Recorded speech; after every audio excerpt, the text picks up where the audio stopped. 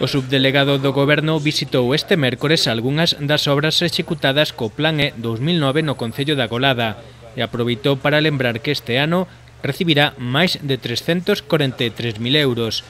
Con ese diñeiro executaranse 10 proxectos que prevén den emprego a 44 persoas. A maioría deles teñen que ver ca mellora medioambiental, porque cando se fai saneamento estáse mellorando a calidade de vida dos ciudadanos, pero estáse contribuindo a un medio ambiente sostible.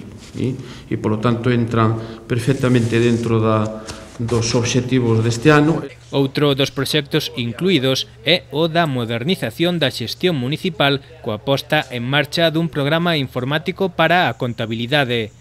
Ademais, vaise investir diñeiro na mellora do centro sociocultural para resolver os problemas de humidade. Todas as obras poderían comezar xa no mes de abril. Delfín Fernández explicou que o plan E deste ano pretende primar aqueles proxectos non tan destinados á construcción, senón a xerar novas actividades productivas e unha mellor xestión medioambiental.